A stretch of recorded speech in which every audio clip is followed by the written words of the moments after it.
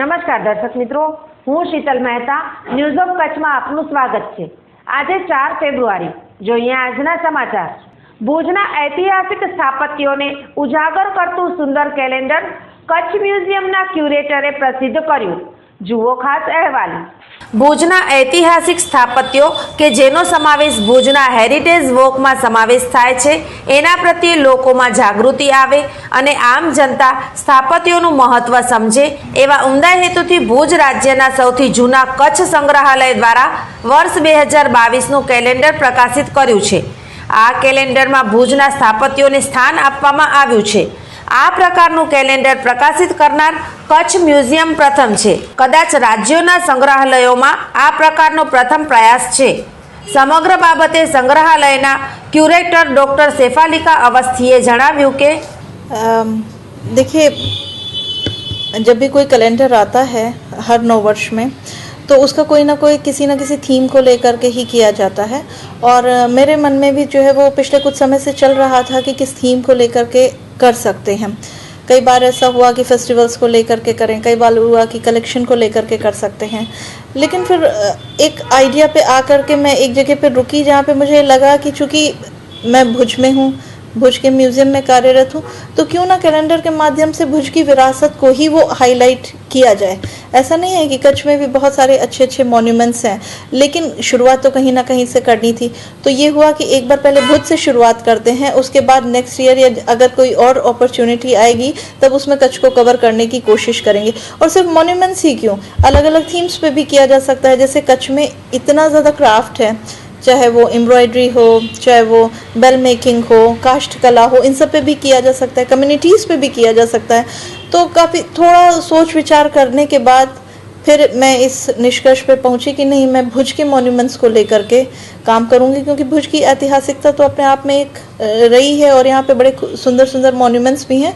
तो फिर मैंने डिसाइड किया कि भुज से स्टार्ट करते हैं, उसके बाद फ्यूचर में जैसे अपॉर्चुनिटी मिलेगी उसको आगे एक्सपैंड करेंगे।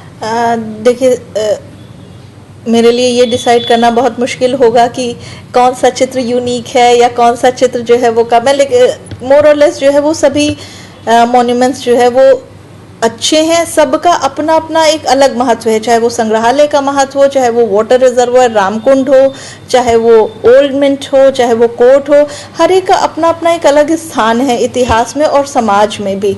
लेकिन अगर आप पूछ ही रहे हैं कि किसी पर्टिकुलर मॉन्यूमेंट के बारे में, तो मैं तो अपने म्यूज़ियम को लेकर के उसको ज़्यादा बात करूंगी कि ये कच्छ म्यूज़ियम का सबसे पुराना म्यूज़ियम है, गुजरात का सबसे पुराना म्यूज़ियम है, जिसकी स्थापना 1877 में हुई थी।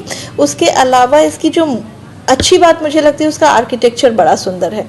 अर्थक्वेक के बाद एल्फ्रेड हाई स्कूल को भी जो है वो कच्छ संग्रहालय के साथ ही जोड़ दिया गया, जो पुराना एल्फ्रेड हाई स्कूल की बिल्डिंग है। तो ये दोनों बिल्डिंग्स बड़ी सुंदर हैं और they are very close to my heart, क्योंकि मैं यहाँ पे काम कर रही हूँ।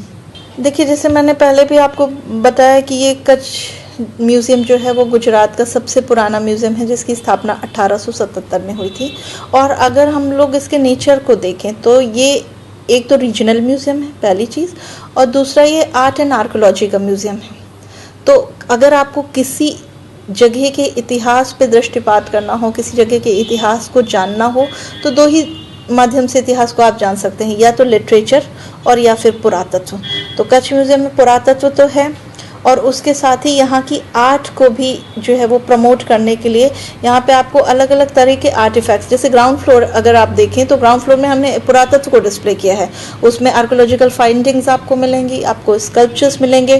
क्षत्रपों का हमारे पास सबसे ज़्यादा मतलब बड़ा कलेक्शन है, हिंदुस्तान में सबसे बड़ा कलेक्शन माना जाता है। उसके अलावा कॉइन्स का कलेक्शन बहुत अच्छा है। तो किसी जगह के किसी क्षेत्र के इतिहास को समझने के लिए, वहाँ की संस्कृति को समझने के लिए लोकल चीज़ों को समझना बहुत ज़रूरी है, और कच्छ उसके लिए मतलब जाना जाता है, और उसके लिए मतलब म्यूज़ियम उसके ऊपर दृष्टिपात मतलब उसको हाईलाइट करता है। और जहाँ तक फर्स्ट फ्लोर की बात है, तो वहाँ पे कच्छ की जो भी आर्ट है, चाहे वो टेक्सटाइल की हो, एम्ब्रॉयडरी की हो, सिल्वर ऑब्जेक्ट्स हों, गोल्ड ऑब्जेक्ट्स हों और वेपन्स हों, तो इन सबको जो है वो डिस्प्ले किया गया है। तो एक तरह से आप ये समझ लीजिए कि पुरातत्व और कला का ये एक अनूठा संगम है। 2017 में मैं यहाँ पे मेरी पोस्टिंग हुई थी, और हाँ, संख्या जो है वो विजिटर्स की बढ़ी है, क्योंकि लोगों में काफ़ी कुछ जागरूकता आ गई है। पहले रिसोर्सेज भी उतने नहीं थे और लोग उतने जागरूक भी नहीं थे। अभी लोगों को ये पता रहता है कि अगर हमें किसी जगह के कल्चर को जानना है तो वहाँ के मॉन्यूमेंट्स को देखना है, वहाँ के म्यूजियम्स को देखना है, तो ऑफ कोर्स संख्या तो बढ़ी है। लेकिन हाँ, कोविड-19 की जो सिचुएशन थी उसमें कुछ समय तो सभी संस्थाओं की तरह संग्रहालय भी बंद रहे और उसके बाद अभी थोड़ा धीरे धीरे मतलब बढ़नी शुरू हुई है। लेकिन उसमें हम लोग अपना एसओपी जो है वो गवर्नमेंट का मतलब फॉलो करते हैं, नियम फॉलो करते हैं कि मतलब कितने विजिटर्स को हमें एंट्री देनी है, उनका जो है क्या कहते हैं डॉक्यूमेंट्स चेक करने हैं कि वो उन्होंने वैक्सीन ली है नहीं ली है। अगर उनके पास मास्क नहीं है, फॉर एग्जांपल जैसे कभी कभी आ गया, किसी का गिर गया, क्या कोई नहीं लेकर के आ पाया, तो हम लोग मास्क भी प्रोवाइड कर देते हैं कि नहीं, आप पूरी सेफ्टी के साथ जो है वो संग्रहालय में जाओ। तो अगर उनके अंदर इतना एंथुजियाज्म है कि संग्रहालय को वो देखें, तो हम लोगों की भी एक रिस्पॉन्सिबिलिटी बनती है कि नहीं, उनको सेफली हम लोग संग्रहालय वो दिखाएं।